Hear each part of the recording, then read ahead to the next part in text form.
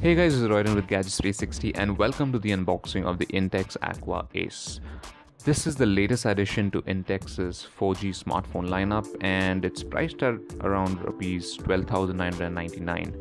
Now, Intex is competing in an already crowded segment where big guns like Asus, Motorola and Lenovo have already been dominating here for a while. So let's see what this Indian manufacturer has to offer, which could make it stand out from the Chinese and Taiwanese offerings. So let's quickly unbox the phone first. We'll take a look at the phone in just a bit, but first the accessories. So here we have a USB data cable, and we also have the charger. Now, looking further in the box, we also get a flip cover that Intex bundles, which is nice. We also have an in-ear headset.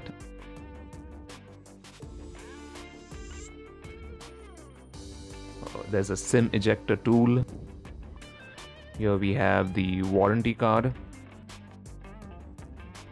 the user manual, and last but not the least, we get a screen guard.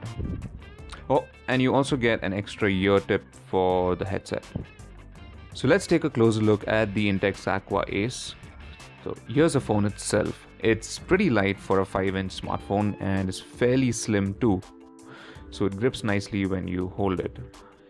Running through some of the specifications of the handset, in the front is a 5-inch HD AMOLED display. And as you can see, there aren't any capacitive buttons, so you will get on-screen buttons for Android Lollipop.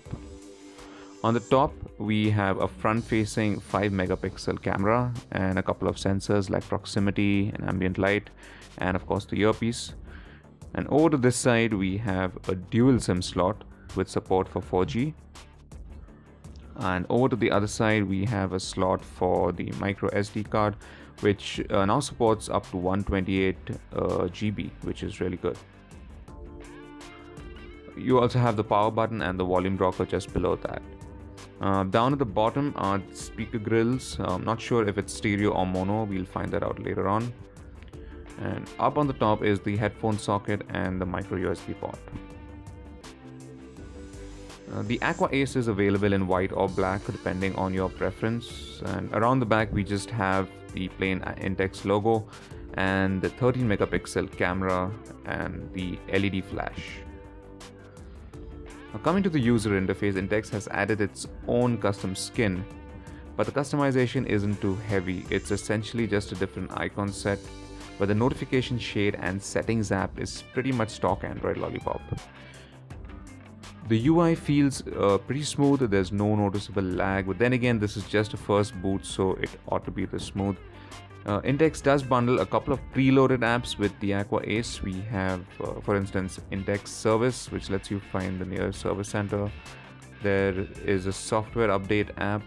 There's also auto call record as well. The other additions can be found in the settings app. So there's smart motion, which are motion-based gestures, which basically lets you answer the call automatically while placing it to your ear and so on. And there's also something called wake gesture, which lets you summon apps by simply drawing a pattern when the screen is off. Now, coming to some of the core specifications of the phone, we have a MediaTek MT6735 quad-core SoC powering it, as well as 3 GB of RAM, which is nice considering most phones have 2 GB of RAM in this price segment. There's 16 GB of onboard storage, and like I mentioned earlier, we can expand that by up to 128 GB. We also have Corning's Gorilla Glass 3 for both the front and the back of the device, which again is something which we don't often see here. Other specifications include Wi-Fi N, Bluetooth 4.0, USB OTG, and a 2300 mAh non-removable battery.